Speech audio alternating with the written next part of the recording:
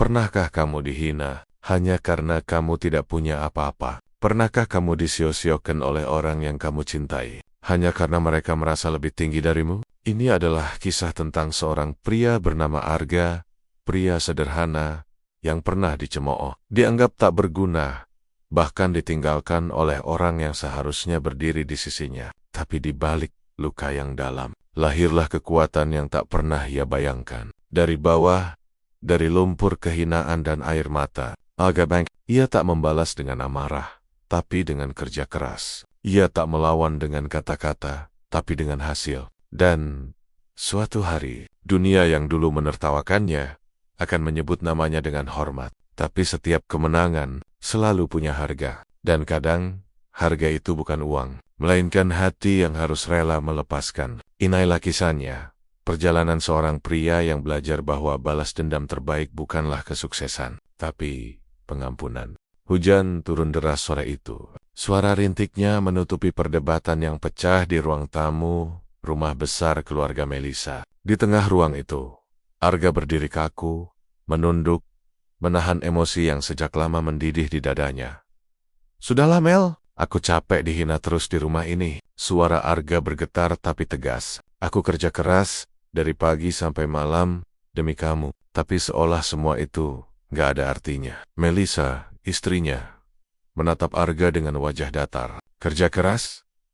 Kerja keras. Jadi, montir di bengkel?" "Arga, tolong sadar. Orang tuaku bukan orang biasa. Kamu pikir mereka bisa terima menantunya cuma tukang servis mobil?" Arga menggenggam tangannya kuat-kuat. "Tukang servis mobil juga kerja halal, Lis.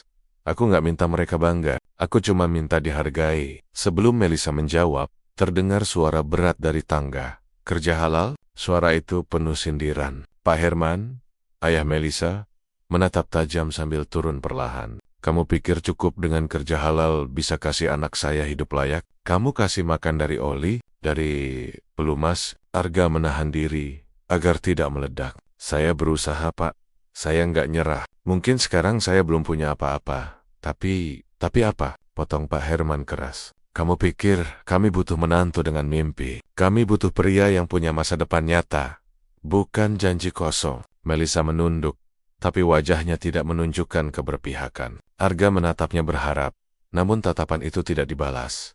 Beberapa hari kemudian, di bengkel kecil tempat Arga bekerja, ia duduk sendirian di pojok ruangan. Tangannya masih kotor oleh oli, tapi pikirannya lebih kotor oleh rasa sakit hati. "Bro, lo kenapa?" tanya Ryan, sahabatnya. "Muka lo kayak orang habis ditinggal." Arga tertawa hambar. "Kayak yang lo bilang, Ri. Gue kayak orang habis ditinggal. Cuma bedanya, gue ditinggal rasa hormat." Ryan menghela napas. "Sabar nggak? Kadang orang nggak bisa lihat nilai seseorang kalau lo masih di bawah. Tapi begitu lo di atas mereka yang bakal nyesel." Arga hanya mengangguk pelan. Kata-kata Ryan menancap di pikirannya, meski saat itu terasa mustahil. Malamnya, ketika Arga pulang, rumah tampak gelap. Ia membuka pintu dan mendapati Melisa sedang berkemas. "Lis, kamu mau kemana?" tanyanya pelan. Melisa tidak menjawab. Ia menutup koper dan berkata datar, "Aku mau pulang ke rumah Mama. Aku butuh waktu buat mikir." Arga terdiam. "Mikir? Tentang apa?" Melisa menatap Arga dengan mata lelah. "Tentang hidupku, ga? Aku nggak tahu sampai kapan aku kuat hidup begini. Aku malu tiap kali teman-temanku tahu suamiku cuma montir." Arga merasa dadanya diremas. "Lis, aku ini suamimu. Aku kerja buat kamu makan, buat kita bisa bertahan. Kamu tahu seberapa keras aku berjuang." "Aku tahu, tapi aku capek," jawab Melisa pelan, tapi tegas. "Aku butuh hidup yang lebih baik." Beberapa minggu berlalu tanpa kabar. Arga mencoba menelpon, tapi tidak pernah dijawab. Hingga suatu hari, seorang teman menunjukkan sesuatu di media sosial. Foto Melisa sedang makan malam dengan pria lain, pria berpakaian rapi, dengan mobil mewah di belakangnya. Jantung Arga serasa berhenti. Ia tidak tahu apa yang lebih sakit, dikhianati atau dihina karena ketulusan yang tidak dihargai. Beberapa hari kemudian, Arga memberanikan diri datang ke rumah mertua. Ia hanya ingin bicara, mungkin memperbaiki. Tapi yang menyambutnya adalah tatapan dingin dari Pak Herman dan wajah sinis dari Melisa. "Sudah cukup, Arga," kata Melisa.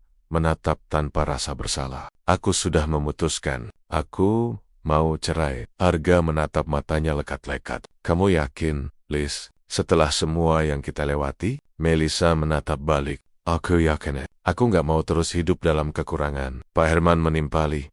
Kamu dengar sendiri. Arga, lepaskan dia. Jangan tahan orang yang sudah bosan hidup miskin. Dalam diamnya, ada badai yang tak terlihat. Ia tidak menangis, tidak juga marah. Ia hanya tersenyum getir dan berkata pelan, "Baiklah, tapi ingat, Pak, Liz, kadang yang kalian hina hari ini bisa jadi orang yang kalian harap besok." Lalu ia pergi, meninggalkan rumah itu, meninggalkan cinta, harga diri, dan seluruh masa lalunya di balik pintu yang kini tertutup rapat. Sudah 3 bulan sejak Arga menandatangani surat perceraian itu. 3 bulan sejak ia kehilangan cinta, rumah, dan harga diri. Ia kini tinggal di kamar kontrakan kecil berukuran 3 kali 4 meter di pinggiran kota. Dindingnya lembab, catnya mengelupas, dan atapnya bocor setiap hujan. Tapi di tempat inilah Arga mencoba memulai lagi, dari nol, setiap pagi. Ia masih bekerja di bengkel tua tempatnya dulu. Tapi kini, semangatnya tak lagi sama. Tangannya masih kotor oleh oli, tapi hatinya lebih kotor oleh kenangan yang menolak pergi. Suatu pagi, Rian, sahabat sekaligus rekan kerjanya, menghampiri dengan kopi panas di tangan. "Lo nggak bisa terus begini, bro," kata Rian sambil duduk di sebelahnya. "Lo bukan orang gagal, lo cuma belum nemu waktu buat bangkit." Arga menghela napas panjang.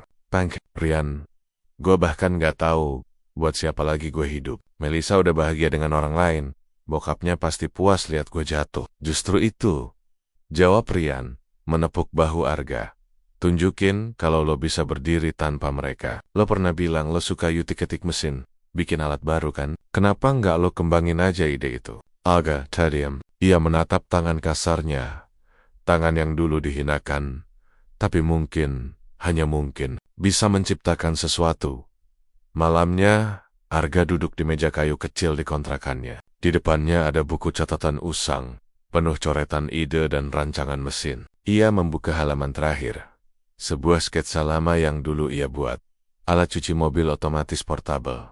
Kalau ini berhasil, gumamnya, pelan. Mungkin ia bisa membuktikan sesuatu, hari demi hari. Setelah jam kerja di bengkel selesai, Arga pulang dan mulai menggutak-gatik peralatan bekas. Ia kumpulkan sisa-sisa besi, pompa air rusak, dan kabel dari barang rongsokan. Tangan penuh luka, tapi wajahnya mulai punya cahaya. Sesuatu yang lama hilang sejak perpisahan itu. Suatu sore, Rian datang membawa kabar. "Enggak, gue udah ngomong sama temen gue di kampus teknik. Dia bilang, kalau alat lo ini bisa kerja dengan efisien, bisa banget dijual buat usaha cuci mobil kecil. Dia mau bantu uji coba." Arga sempat tak percaya. "Serius? Tapi alat gue masih belum sempurna. Makanya kita sempurnain bareng. Ini kesempatan." "Gak." Untuk pertama kalinya setelah lama tenggelam dalam gelap, Arga tersenyum kecil. Mungkin benar, hidup tidak berhenti hanya karena satu orang pergi. Malam itu, Arga duduk di depan kontrakannya sambil menatap langit. Di kepalanya, suara Melissa dan mertuanya masih bergema. "Kami gak butuh menantu bermimpi. Aku malu punya suami montir. Lepaskan dia.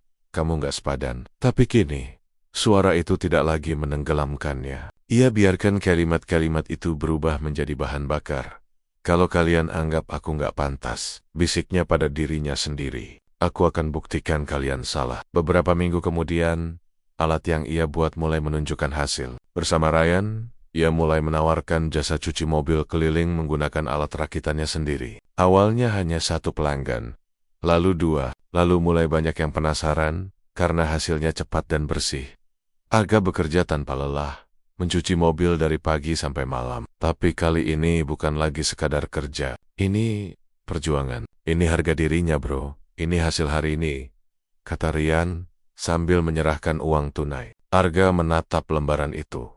Tak seberapa memang, tapi baginya itu simbol bahwa ia masih bisa berdiri. "Ini baru awal," ucapnya pelan. "Kita belum selesai." Namun, di balik semangat barunya, takdir mulai mempermainkan Arga lagi.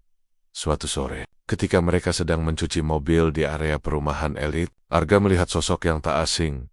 Melissa, mantan istrinya. turun dari mobil mewah bersama pria yang dulu bersamanya di foto. Pria itu menatap Arga sekilas, lalu tertawa kecil sambil menepuk bahunya, seolah mengejek.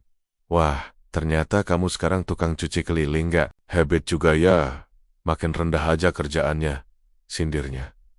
Arga hanya diam. Ia tidak ingin membuat keributan di depan orang. Tapi Melisa menatapnya dengan raut bingung, antara kaget dan canggung. Arga, suaranya lirih. Namun Arga tak membalas. Ia hanya berkata pelan sambil menunduk. Terima kasih sudah datang. Mobilnya nanti selesai 15 menit. Melisa menelan ludah. Merasa aneh dengan sikap tenang Arga. Bukan marah, bukan sedih.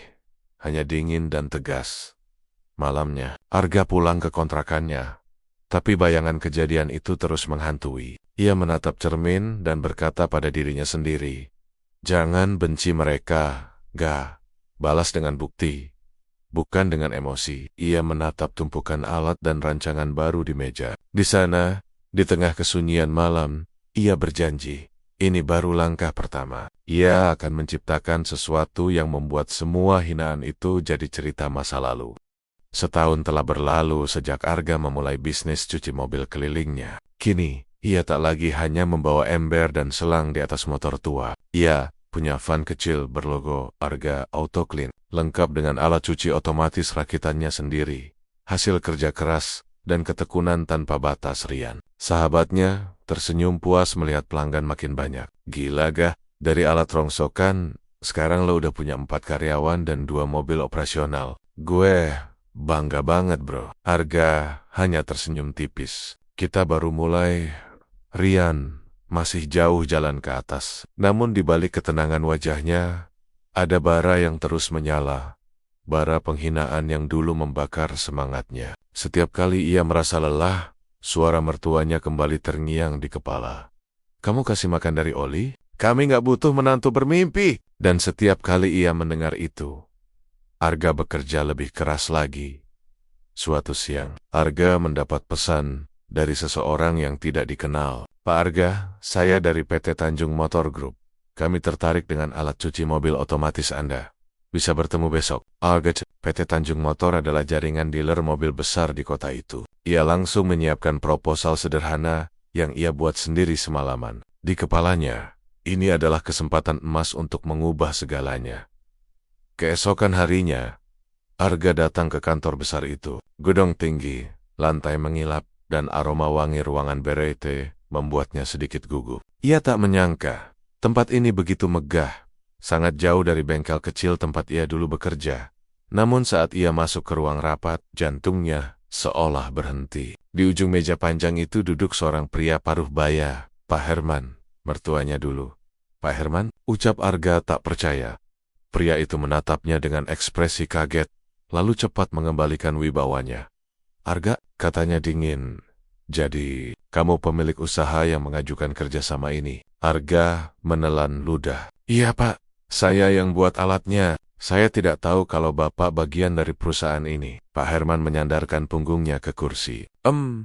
Dunia memang sempit, katanya dengan nada setengah mengejek. Menarik juga melihat mantan menantu datang menawarkan kerjasama bisnis. Rapat berlangsung kaku. Arga menjelaskan konsep dan cara kerja alatnya. Tapi tatapan Pak Herman tidak berubah.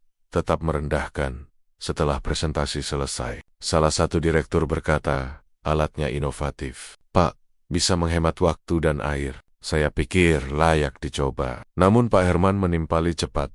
Saya tidak yakin dengan kualitasnya. Ini hasil buatan rumahan. Kita tidak bisa pertaruhkan reputasi perusahaan dengan alat eksperimen. Arga menatap langsung ke matanya. Pak, saya paham kekhawatiran Bapak.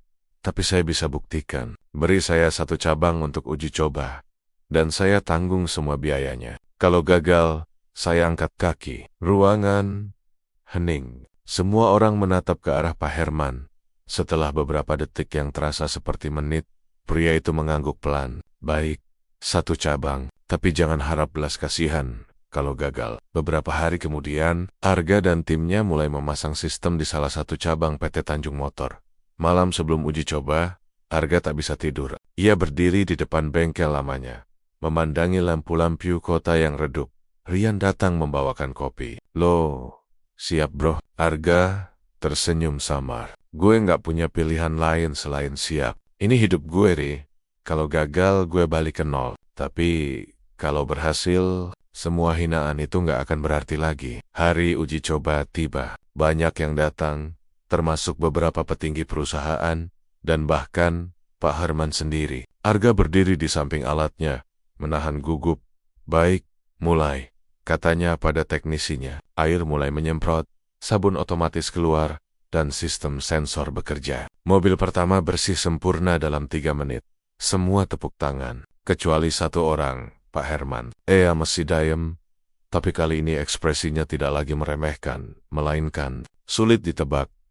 Direktur utama menghampiri Arga dan berkata, "Luar biasa Pak Arga, kami setuju untuk kerjasama jangka panjang. Nanti kita bahas detail kontraknya." Arga menunduk sopan. "Terima kasih, Pak." Pak Herman mendekat perlahan, menatapnya dalam-dalam. "Aku akui, alatmu bekerja bagus. Tapi jangan pikir satu keberhasilan bisa menebus masa lalu." Arga menatap balik, senyum tipis di wajahnya. "Saya nggak pernah ingin menebus apapun, Pak.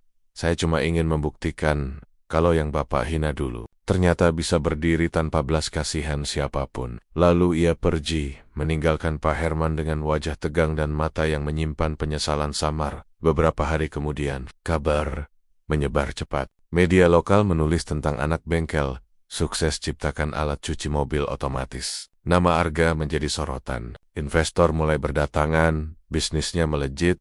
Namun di tengah semua itu, badai baru mendekat. Suatu malam, saat Arga sedang menghitung laporan penjualan, terdengar ketukan di pintu kontrakannya. Saat ia buka, matanya membulat kaget. Di depan pintu berdiri seorang wanita, wajah yang dulu ia cintai, kini tampak lelah dan sendu. "Arga," bisik Melisa dengan mata berkaca. "Aku butuh bantuanmu." Malam itu hujan turun deras. Air menetes dari atap kontrakan sederhana Arga, memercik ke lantai yang dingin. Suara petir bergemuruh ketika pintu itu diketuk. Dan di baliknya, berdiri sosok yang dulu begitu ia kenal. Tapi kini terasa asing. Melisa, basah kuyup, wajahnya pucat, matanya sembab seperti habis menangis berhari-hari. "Arga, tolong aku," ucapnya lirih, hampir tak terdengar di antara suara hujan. Arga terdiam beberapa detik, seolah pikirannya butuh waktu untuk memahami kenyataan. Wanita yang dulu menghancurkan hidupnya kini berdiri di depan pintunya. Memohon, ia menelan ludah, lalu membuka pintu lebar-lebar. "Masuk." Melisa melangkah perlahan. Air menetes dari rambutnya ke lantai, meninggalkan jejak dingin. Ia duduk di kursi kayu sambil memeluk tas kecil, gemetar. Arga menatapnya tanpa bicara. Di dalam dadanya, emosi bertubrukan, marah, iba, dan kenangan yang belum mati sepenuhnya. "Ada apa, Lis?" tanyanya akhirnya. Melisa menunduk, menahan tangis. "Arga, semuanya hancur. Bisnis Papa bangkrut. Rumah disita. Randy," ia terisak. "Randy ninggalin aku. Dia kabur bawa uang investasi Papa." Arga menarik napas panjang. Nama itu, Randy, pria yang dulu menggantikan dirinya, terasa seperti duri yang kembali menusuk dada. Ia menahan diri untuk tidak bicara, hanya mendengarkan. "Papa sekarang sakit, nggak bisa jalan. Aku nggak tahu harus kemana," lanjut Melisa dengan suara serak. "Semua orang menjauh. Aku cuma kepikiran kamu. Mungkin kamu bisa bantu aku." Arga menatap wajah itu lama. Wajah yang dulu ia cintai. Wajah yang juga pernah menatapnya dengan jijik saat menyebutnya suami montir. Ia menghela napas pelan. "Lis, kamu datang ke orang yang dulu kamu tinggalin tanpa penjelasan. Orang yang kamu hina bareng keluargamu. Sekarang, kamu minta tolong. Kenapa?" Melisa menunduk. Air matanya menetes. "Karena cuma kamu yang pernah tulus ke aku, enggak? Aku salah. Aku pikir cinta itu harus datang dengan kemewahan. Tapi ternyata yang paling aku butuhin adalah ketulusanmu yang dulu aku buang." Arga berdiri, berjalan ke arah jendela, menatap hujan yang jatuh deras di luar. Ia diam cukup lama sebelum berkata, "Lis, aku sudah nggak marah, tapi aku juga nggak sama kayak dulu. Aku nggak punya dendam, cuma udah belajar. Kalau nggak semua orang pantas aku perjuangin 2 kali." Melisa menatapnya dengan mata memohon. "Aku nggak minta dikasihani. Aku cuma butuh waktu di sini. Sementara, aku janji nggak akan ganggu hidup kamu. Arga memejamkan mata. Dalam hatinya, masih ada luka lama yang belum benar-benar sembuh. Tapi juga ada sisi manusiawinya yang tidak tega. Baik, katanya akhirnya. Kamu boleh tinggal di sini sementara. Tapi jangan salah paham, Liz. Aku bantu karena kemanusiaan, bukan karena perasaan. Melissa menunduk, mengangguk pelan. Terima kasih, Arga. Hari-hari berikutnya terasa janggal. Melissa tinggal di kontrakan kecil Arga, membantu membersihkan rumah, memasak, bahkan kadang ikut membantu di bengkel kecil Arga untuk sekadar merapikan alat. Ia terlihat berusaha menebus masa lalunya, tapi Arga tetap menjaga jarak Rian. Sahabat Arga sempat terkejut saat melihat Melissa di sana. Gak lo yakin? Tanya Rian suatu pagi. Dia tuh orang yang ninggalin lo waktu lo jatuh. Sekarang lo udah di atas, dia balik. Lo nggak curiga? Arga tersenyum samar. Gue bukan Tuhan, Ri. Gue nggak bisa ngatur siapa yang datang dan pergi. Tapi gue bisa ngatur siapa yang gue izinin masuk lagi ke hati gue. Dan kali ini bukan dia. Suatu sore, Arga mengantar pesanan alat cuci ke pabrik mitra barunya. Saat ia kembali, ia melihat Melissa duduk di depan kontrakan, menatap langit senja. Wajahnya tampak damai, tapi juga penuh sesal.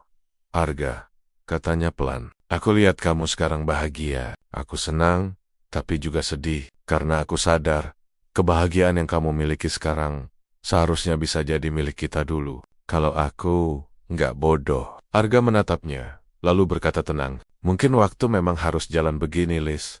Kalau kamu nggak ninggalin aku, mungkin aku nggak akan tahu rasanya jatuh dan bangkit. Dan kalau aku nggak jatuh, aku nggak akan jadi yang sekarang. Melissa menitikkan air mata. Tapi, aku masih sayang sama kamu nggak? Arga tersenyum tipis. Getir. Sayang itu cuma kata, Liz. Tindakanmu dulu udah ngomong lebih keras dari apapun. Ia berdiri, meninggalkannya sendirian di bawah langit yang mulai gelap. Melissa menatap punggungnya menjauh. Dan untuk pertama kalinya, ia benar-benar merasakan rasa kehilangan yang sesungguhnya. Beberapa hari kemudian, Arga menerima kabar. Pak Herman dirawat di rumah sakit, kondisi kritis. Meski hatinya masih menyimpan luka, Arga memutuskan untuk datang. Di ruang rumah sakit yang sepi, Pak Herman terbaring lemah. Saat melihat Arga, ia menatapnya dengan mata yang berkaca. Arga, suaranya pelan. Aku salah menilai kamu. Aku terlalu sombong. Arga duduk di sampingnya. Saya sudah maafin Bapak sejak lama. Pak Herman menggenggam tangan Arga. Air matanya menetes. Kamu, anak baik. Gak, aku harap kamu bisa jaga Melissa. Meski aku tahu aku nggak pantas minta itu. Arga menendak. Saya akan pastikan dia nggak kekurangan, Pak. Tapi, untuk kembali, saya belum tahu apakah hatinya pantas menempati tempat yang sama lagi. Pak Herman tersenyum lemah, lalu menutup matanya. Hujan di luar kembali turun, deras. Seperti menangisi keheningan itu, Melissa menangis di bahu Arga. Ia kehilangan ayahnya. Tapi lebih dari itu, ia kehilangan kesempatan memperbaiki semua kesalahan di masa lalu. Arga memeluknya sebentar, lalu melepaskan. Menangislah, Liz. Tapi setelah itu, bangkitlah. Jangan terus hidup di masa lalu. Aku udah belajar satu hal dari hidup. Luka boleh datang, tapi jangan sampai kita tenggelam di dalamnya. Melissa menatap Arga dengan air mata yang jatuh perlahan. Aku menyesal, Ga. Tapi aku tahu, penyesalan ini datang terlambat. Arga tersenyum lembut, lalu berjalan pergi, meninggalkannya berdiri di bawah hujan yang tak kunjung reda. Waktu berlalu. Sudah 3 bulan sejak kepergian Pak Herman, dan kehidupan Arga perlahan kembali stabil. Perusahaannya tumbuh pesat. Kini Argetek Auto resmi menjadi penyedia alat cuci mobil otomatis untuk beberapa dealer besar di Jawa.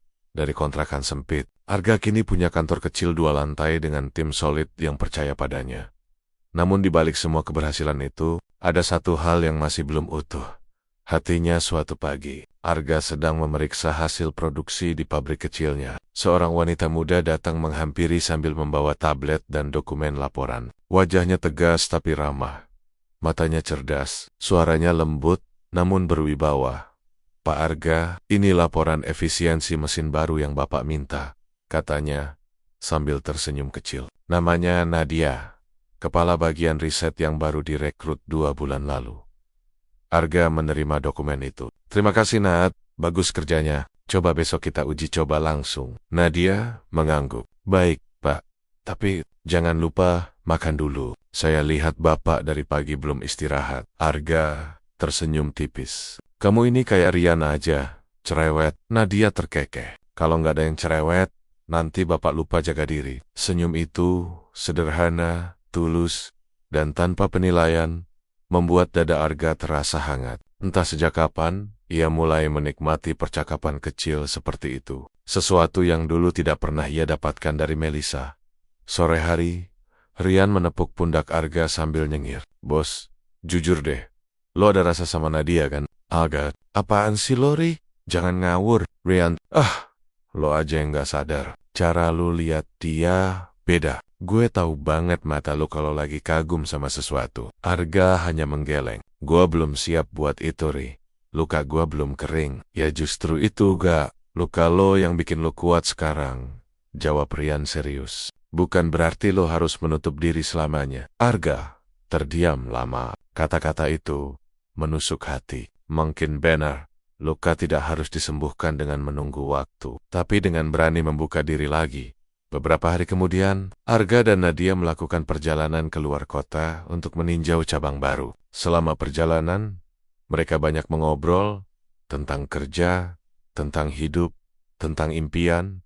Pak Arga, boleh tanya sesuatu? Boleh, asal jangan soal gaji. Jawab Arga sambil tersenyum. Nadia tertawa. Bukan, saya cuma penasaran, kenapa Bapak bisa sesabar itu menghadapi orang yang dulu nyakitin Bapak. Arga menatap keluar jendela, melihat langit senja yang mulai oranye. Karena benci itu berat, Nat. Gue udah pernah jatuh karena kebencian. Tapi setelah lo belajar bangkit, lo bakal sadar. Nggak semua yang nyakitin kita harus dibalas. Kadang cukup dibuktikan. Nadia menatapnya kagum. Kamu kuat banget, Pak. Arga menoleh dan tersenyum kecil. Enggak, gue cuma pernah ngerasain hancur. Percakapan itu membuat suasana mobil menjadi hangat. Ada keheningan nyaman yang tak perlu dijelaskan. Sejak hari itu, hubungan mereka perlahan menjadi lebih dekat. Tanpa disadari, Nadia mulai mengisi ruang kosong di hati Arga. Namun di tengah kebahagiaan kecil itu, badai baru mulai terasa dari kejauhan. Melisa, yang masih tinggal di kontrakan lama sementara, mulai menyadari perubahan sikap Arga. Suatu malam, ia datang ke kantor Arga. Melihat Arga dan Nadia berdiri berdampingan di ruang rapat. Wajahnya menegang. Jadi sekarang, kamu udah punya pengganti aku? Suaranya pelan tapi tajam. Semua orang di ruangan sontak menatap. Arga menatapnya tenang. Melisa, tolong jangan buat keributan di kantor. Kita bisa bicara di luar. Melisa menatap Nadia dengan tatapan dingin, lalu keluar sambil tersenyum sinis. Nadia hanya bisa diam, canggung, tak tahu apa yang sebenarnya terjadi di luar. Di bawah langit yang mulai mendung, mereka akhirnya berhadapan. Melisa menatap Arga dengan mata merah menahan marah dan cemburu. Arga, aku tahu aku salah, tapi aku nggak nyangka kamu bisa semudah itu gantiin aku, katanya dengan suara bergetar. Arga menatapnya tenang. Melisa, nggak ada yang aku gantiin. Kamu pergi. Dan aku cuma terus jalan. Aku masih cinta sama kamu, gak? Suara Melisa pecah. Aku tahu aku bodoh ninggalin kamu.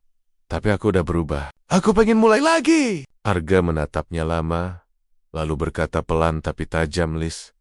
Cinta tanpa rasa hormat gak akan pernah hidup lagi. Kamu dulu gak cuma ninggalin aku. Kamu bunuh rasa percaya yang aku punya. Dan itu gak bisa dihidupin lagi. Melisa menangis, memegangi dada. Jadi, kamu beneran udah gak ada perasaan sama sekali? Arga menghela napas panjang. Aku masih punya perasaan, Lis. Tapi bukan cinta. Cuma kenangan yang udah selesai. Ia berbalik meninggalkannya di tengah hujan yang mulai turun. Melisa berdiri mematung. Air matanya bercampur dengan air hujan. Sementara Arga melangkah menjauh, kali ini tanpa menoleh lagi. Beberapa hari kemudian, Nadia datang ke ruangannya sambil membawa berkas. Namun sebelum bicara, ia berkata pelan.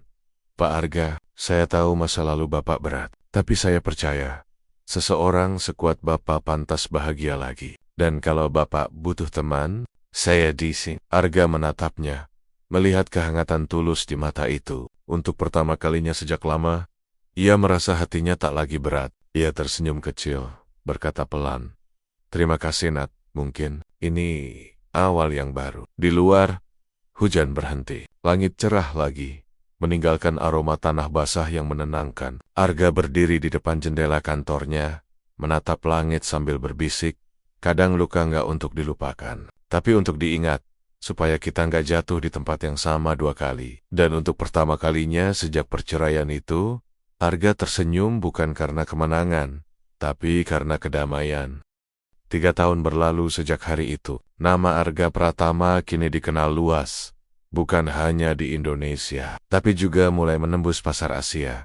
Perusahaannya Argotech Auto tumbuh menjadi simbol inovasi lokal yang mendunia. Media menjulukinya, dari montir jadi miliarder. Namun di balik sorotan itu, hidup Arga tidak seindah pemberitaan. Semakin tinggi ia naik, semakin berat harga yang harus dibayar. Suatu pagi, Arga duduk di ruang kantornya yang luas. Lantai kaca dengan pemandangan kota di bawah sana. Tumpukan dokumen di mejanya tak pernah berkurang. Telepon berdering tanpa henti, jadwal meeting menumpuk. Di layar, ada pesan dari Nadia. "Jangan lupa makan siang, Pak. Saya tunggu di kantin." Namun Arga menatap pesan itu tanpa menjawab. Sudah sebulan terakhir ia jarang punya waktu. Bukan karena tak ingin, tapi karena perusahaannya sedang dalam tahap negosiasi besar dengan investor dari Jepang. Langkah yang bisa mengubah segalanya. Rian masuk membawa berkas. "Gak, lo udah 2 hari gak pulang. Jangan sampai keulang kayak dulu. Lo kerja sampai lupa makan." Arga menghela napas. "Rian, ini kesempatan langka. Kalau kerja sama pihak Jepang, jadi kita bisa buka cabang internasional pertama. Gue nggak boleh lengah." Rian mengangguk, lalu berkata pelan, "Gue tahu lo punya mimpi besar, tapi jangan sampai mimpi lo bikin lo kehilangan orang yang peduli." Algadayam, ucapan itu menembus jauh ke dadanya. Karena di lubuk hatinya, ia tahu Nadia mulai menjauh. Sore itu, Nadia datang ke ruangannya, membawa laporan hasil riset. Wajahnya tampak lelah, tapi tetap berusaha profesional. "Ini data yang Bapak minta," katanya datar. Arga menatapnya. "Nad, kamu kenapa? Belakangan ini kamu dingin banget." Nadia tersenyum tipis. "Saya cuma lelah, Pak. Lelah nunggu seseorang yang sibuk mengejar dunia, sampai lupa bahwa ada orang yang cuma pengen ditemani makan." Siang, Arga terdiam. Nadia menatapnya dalam lalu menandok. "Aku tahu ambisi kamu besar, Arga. Aku kagum, tapi juga takut. Takut suatu hari nanti, kamu gak punya ruang lagi buat hal sederhana. Kayak bahagia." Suaranya bergetar, tapi tegas. "Cinta butuh waktu gak? Tapi kamu kasih waktumu ke semuanya, kecuali aku." Ia meletakkan berkas itu di meja, lalu keluar sebelum Arga sempat bicara. Pintu tertutup pelan tapi bogi Arga. Suaranya terasa seperti pintu hati yang ikut tertutup bersamaan. Malamnya, Arga masih di kantor, menatap layar laptop. Kontrak kerjasama dari investor Jepang sudah siap ditandatangani. Namun di layar lain, ada pesan baru dari Nadia.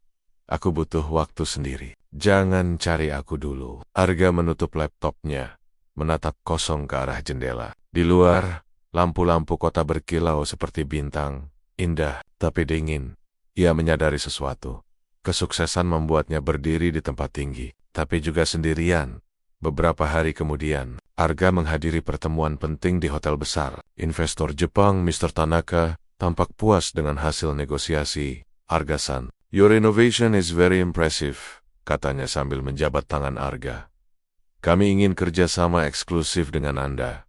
Tapi ada satu syarat kecil." Arga menatap penasaran. "Syarat apa, Mr. Tanaka?" "Kami ingin semua produksi utama dipindahkan ke Jepang untuk efisiensi. Artinya, sebagian besar tim Anda di Indonesia harus dilepaskan." Arga terdiam. Bayangan wajah para pekerjanya muncul di benaknya, termasuk Rian dan tim yang sudah bersamanya sejak awal. Juga Nadia, yang kini mungkin sedang mencoba menjauh.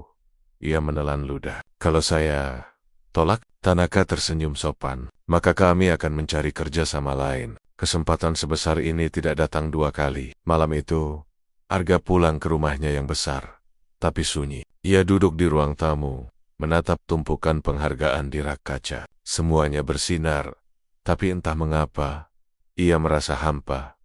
Rian datang membawa 2 gelas kopi. Gue tahu, muka lo lagi mikirin antara duit dan nurani kan? Arga tersenyum kecut. Kalau gue tanda tangan, perusahaan bakal meledak besar. Tapi, gue harus ninggalin orang-orang yang udah bantu gue dari nol. Dan kalau lo nggak tanda tangan, tanya Rian. Investor pergi, mimpi lo berhenti di sini. Arga menatap cangkir kopinya lama. Dulu gue kerja buat buktiin diri ke orang lain. Tapi sekarang gue nggak tahu lagi buat siapa. Beberapa hari kemudian, Arga memutuskan pergi ke bengkel lamanya. Tempat semuanya dimulai. Tempat penuh kenangan, di mana dulu ia dicemooh. Tapi juga tempat ia menemukan dirinya. Di sana, ia melihat seorang anak kecil sedang membantu ayahnya mencuci mobil. Menggunakan alat cuci otomatis rakitannya sendiri. Versi tiruan dari karyanya. Anak itu tersenyum bangga. Aku bikin kayak Paman Arga di TV. Pak. Arga menatap mereka lama. Dalam senyum anak kecil itu, ia melihat makna yang hilang dari hidupnya. Semangat untuk menciptakan, bukan sekadar mengejar angka. Keesokan paginya, di depan para investor dan tim direksi, Arga berdiri dengan wajah tegas. Sebelum saya tanda tangan kontrak ini, katanya lantang, saya ingin pastikan saya tidak akan memindahkan produksi ke luar negeri. Tim saya adalah keluarga saya. Tanpa mereka, Argetek bukan apa-apa. Ruang rapat, hening. Tanaka tampak kecewa, tapi Arga melanjutkan. Kalau karena keputusan ini kerjasama batal, saya siap. Saya lebih memilih membangun perlahan daripada kehilangan jati diri. Setelah itu, ia menutup map kontrak dan meninggalkan ruangan. Beberapa direksi panik, tapi Arga berjalan tenang. Untuk pertama kalinya, ia memilih nurani di atas ambisi. Sore harinya, di teras kantor, Arga melihat seseorang berdiri menunggu. Nadia, wajahnya lembut, tapi ada haru yang menahan air mata. Rian bilang, kamu nolak kerja sama Jepang, katanya pelan. Kenapa? Arga tersenyum. Karena gue sadar, kalau gue terus ngejar langit, gue bakal lupa rasanya berdiri di tanah. Nadia mendekat. Jadi kamu udah nemuin apa yang kamu cari selama ini. Arga menatap matanya. Tenang, bukan apa yang gue cari. Tapi Nadia tersenyum, matanya berkaca-kaca. Kamu gak harus selalu kuat, nggak? Arga membalas senyum itu. Tapi kalau aku lemah, boleh kan bersandar sebentar? Nadia mengangguk pelan.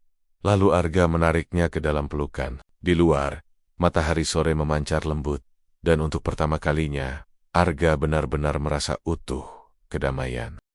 Langit sore di atas gedung Argetek Tower berwarna jingga keemasan. Dari lantai tertinggi, Arga menatap kota yang dulu menelannya. Kini ia genggam dengan tangannya sendiri. Perusahaannya stabil, timnya solid, dan hubungannya dengan Nadia berjalan hangat, tenang, tanpa drama. Untuk pertama kalinya dalam hidupnya, Arga merasa damai.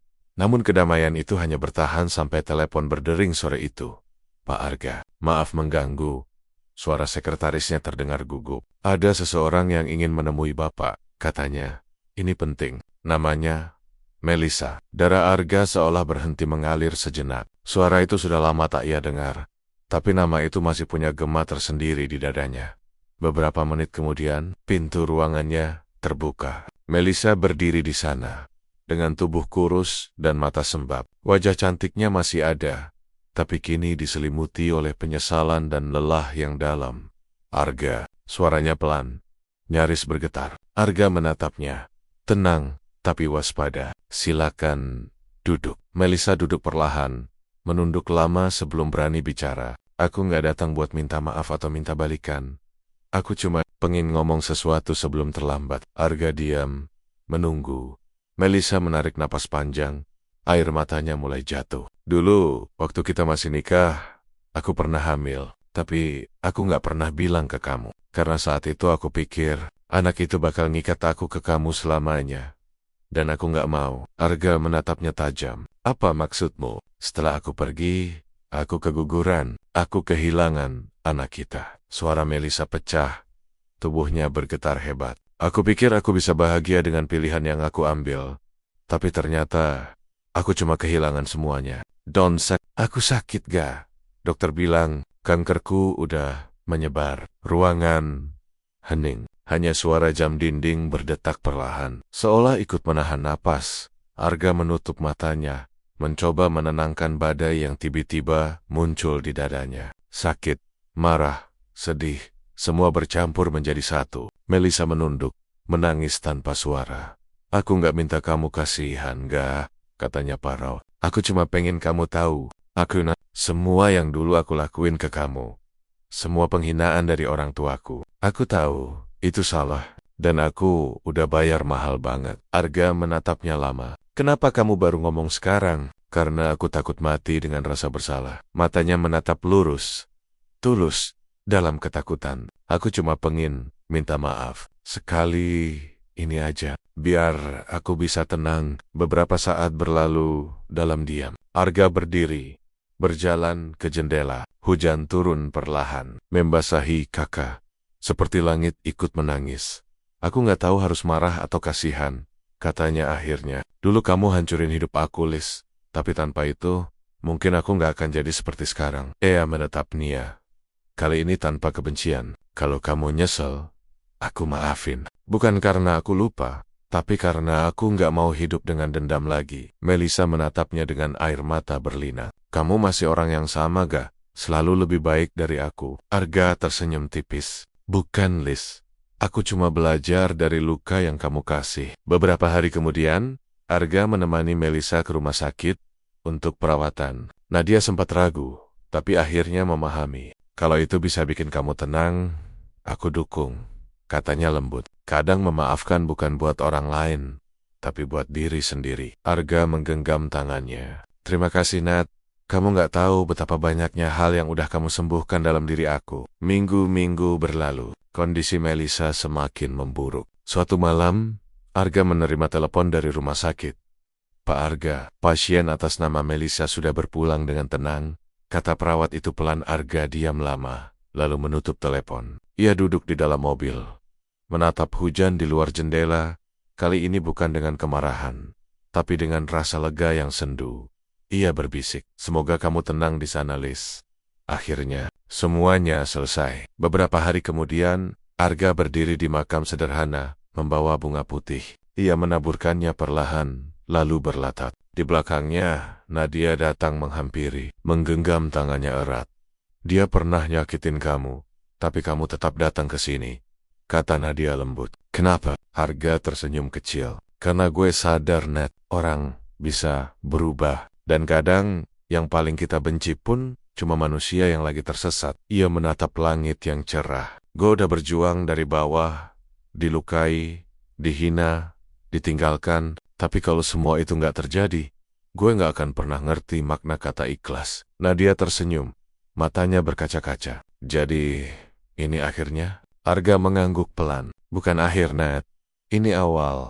Awal dari hidup yang gak lagi dibangun atas luka, tapi atas pengampunan." Beberapa bulan kemudian, Argetek Auto meluncurkan proyek sosial untuk membantu bengkel kecil di seluruh Indonesia. Di acara peluncuran itu, Arga berdiri di atas panggung, menyapa ratusan orang dengan wajah tenang.